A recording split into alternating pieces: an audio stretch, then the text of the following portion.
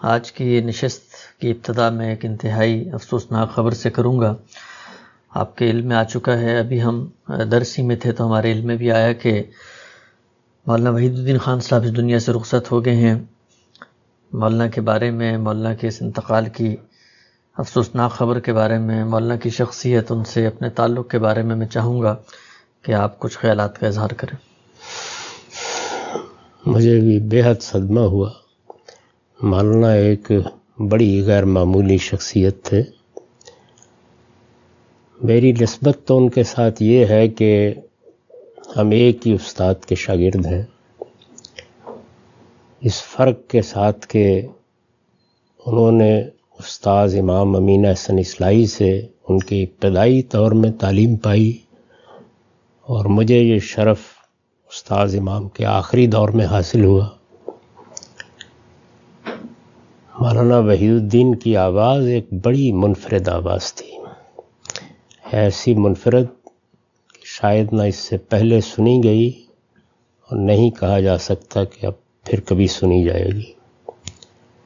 ان کا بہت بڑا کارنامہ، علمی کارنامہ یہ ہے کہ دور حاضر میں دین کی جو سیاسی تعبیر کی گئی، انہوں نے خالص علمی سطح پر اس کی غلطی واضح کی۔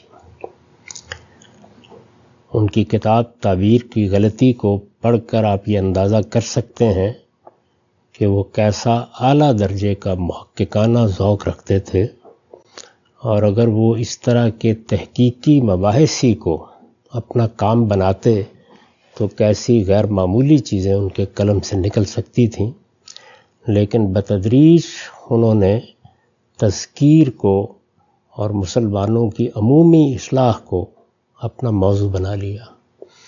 چنانچہ اس لحاظ سے بھی بڑی بے مثال چیزیں ان کے قلم سے نکلی ہیں۔ یہ جس کارنامے کی طرف میں نے توجہ دلائی، یہ اس لحاظ سے بڑا غیر معمولی ہے کہ دین کے مختلف احکام میں، ان کی شرح و وضاحت میں اگر کہیں کوئی غلطی ہوتی ہے، اور ظاہر ہے کہ کسی صاحب علم کا کام بھی غلطیوں سے پاک نہیں ہوتا، تو اس سے کوئی بڑا مسئلہ بھی پیدا نہیں ہوتا۔ رفع یدین کے بارے میں ایک شخص کی یہ رائے ہے، دوسرے شخص کی ایک دوسری رائے ہے، آپ نے سجدے میں کیسے بیٹھنا ہے، نماز کی ابتدا کیسے کرنی ہے، یا اسی طرح بعض چھوٹی چیزیں، ان میں اختلافات ہوتے ہیں، ہوتے رہے ہیں، ہوتے رہیں گے۔ لیکن دین بحیثیت مجموعی کیا ہے، اس کا مقصد کیا ہے، وہ ہم سے کیا چاہتا ہے، اس کے احکام میں باہمی طور پر کیا نظم قائم ہوتا ہے، کیا چیز ہے کہ جس کو سامنے رکھ کر دین کے تمام احکام کو اس سے متعلق کیا جاتا ہے، یہ بڑا غیر معمولی موضوع ہے۔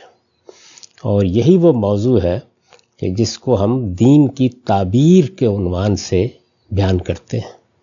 ہمارے ہاں دین کی ایک تعبیر وہ ہے جس کو صوفیانہ تعبیر کہنا چاہیے۔ اس کے بڑے لوگوں میں امام غزالی ہیں، اور آخری زمانے میں شاہ ولی اللہ ہیں۔ اسی طرح سے دین کی سیاسی تعبیر، اس کے سب سے بڑے مفکر ہمارے مخدوم اور ممدوح مولانا سید ابو اللہ صاحب مودودی ہیں۔ انہوں نے اس کو علمی طریقے سے نہ صرف یہ کہ بنیادیں فراہم کیں، بلکہ اپنے پورے لٹریچر میں اسی کو سامنے رکھ کر قرآن کی تفسیر کی، احادیث کے مدعا و مطلب کو بیان کیا۔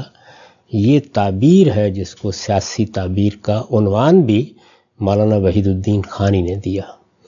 اس میں اس وقت بحث نہیں ہے کہ کون سی تعبیر صحیح ہے، کون سی تعبیر غلط ہے۔ اصل چیز یہ ہے کہ اس تعبیر کے مقابل میں ایک نقطہ نظر کو پیش کرنا، اس کو علمی طور پر واضح کرنا، اس تعبیر پر علمی تنقید کرنا، اس کے ایک ایک اصول کو سامنے رکھ کر یہ بتانا کہ اس میں قرآن مجید کی روح سے، اس میں مسلمانوں کے مجموعی علم کی روح سے، اس میں ہماری روایت کی روح سے کیا خامی ہے۔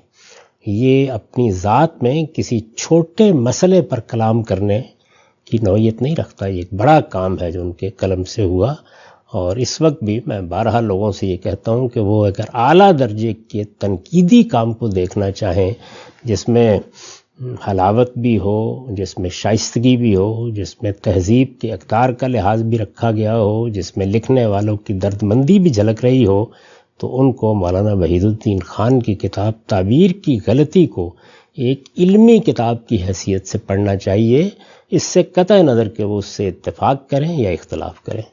مولانا کے قلم سے اس کے بعد بھی بہت چیزیں نکلیں۔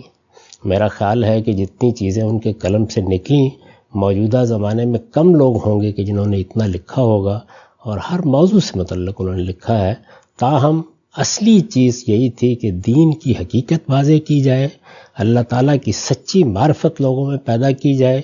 مسلمانوں نے اس وقت جو اپنے لیے سیاسی لائے عمل اختیار کر رکھا ہوا ہے، اس کی غلطی ان پر واضح کی جائے۔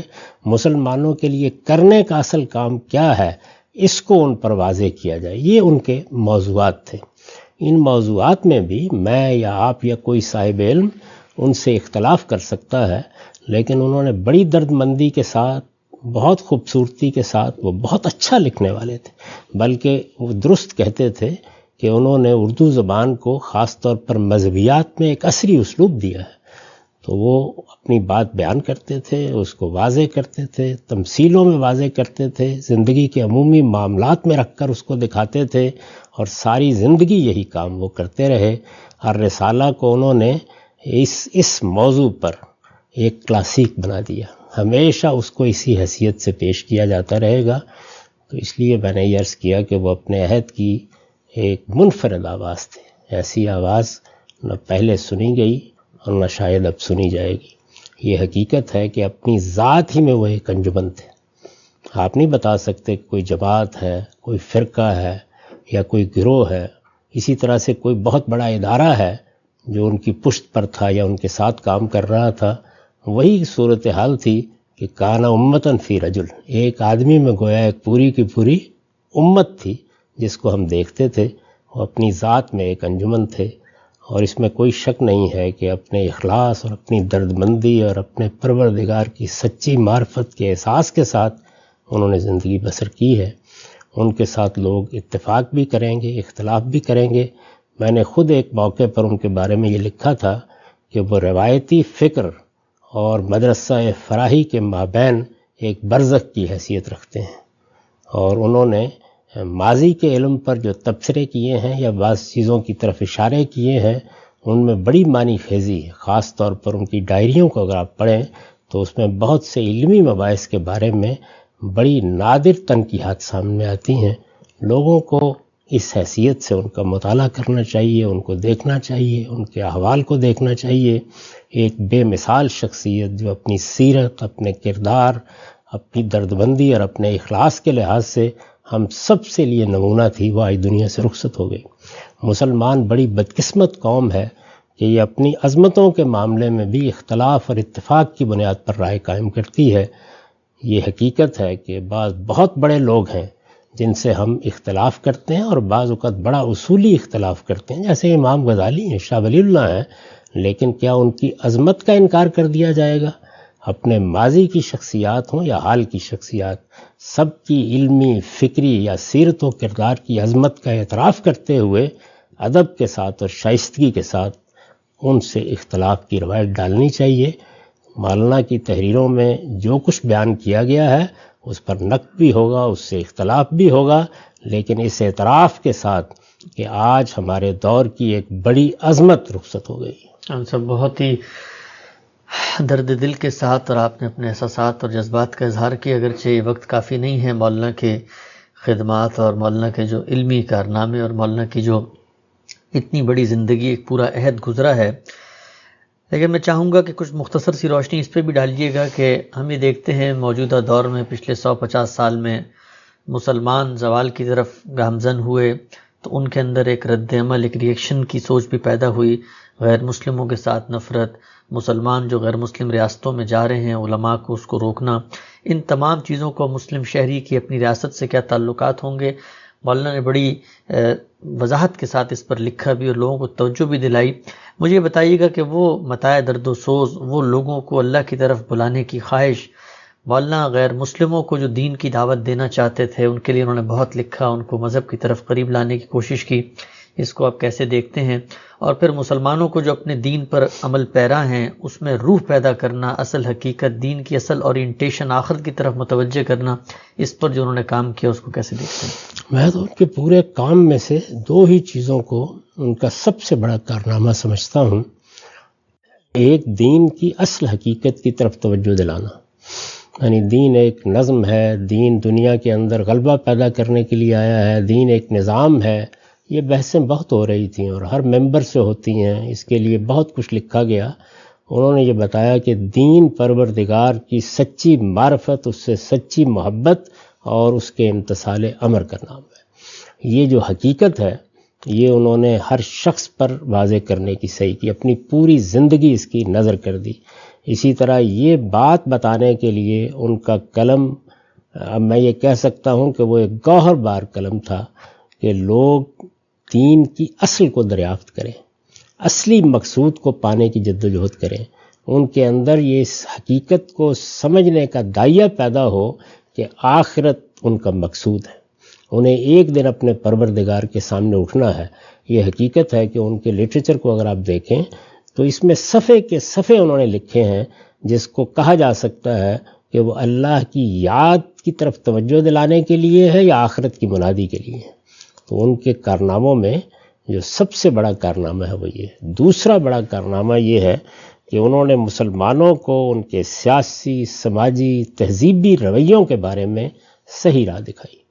اس میں کسی موقع کے اوپر آپ کہہ سکتے ہیں کہ جب ایک شخص صحیح راستہ دکھاتا ہے تو کچھ انتہا پسندی بھی آ جاتی ہے، لیکن بحیثیت مجموعی اس میں کوئی شبہ نہیں ہے کہ انہوں نے مسلمانوں کو بتایا کہ تم اپنی تاریخ کے پس منظر میں اس وقت کس مقام پر کھڑے ہو، تمہارا اصلی مشن کیا ہے، تمہیں اپنے سیاسی اور سماجی معاملات میں کیا رویے اختیار کرنے چاہیے، تمہارے لیے مثبت طرز عمل کیا ہوگا جسے تمہیں ہدف بنا کر کام کرنا ہے۔ اس میں بھی ظاہر بات ہے کہ جو تجاویز پیش کی جاتی ہیں ان میں آپ کوئی شخص ان سے اختلاف کر سکتا ہے، لیکن جو بنیادی میسج انہوں نے دیا وہ یہ تھا کہ رد عمل کی نفسیات سے نکل کر مثبت سوچ کے ساتھ دنیا کو دیکھو، دنیا کے معاملات کو دیکھو، اور پھر تمہارے پاس جو ایک بہت بڑی متاع ہے، دین کی متاع، اس کو دنیا تک پہنچانے کی کوشش کرو۔ اس طرح دعوت کو انہوں نے ایک لحاظ سے اپنی پوری فکر، اپنی تمام تحریروں میں مرکزی حیثیت دے دی تھی۔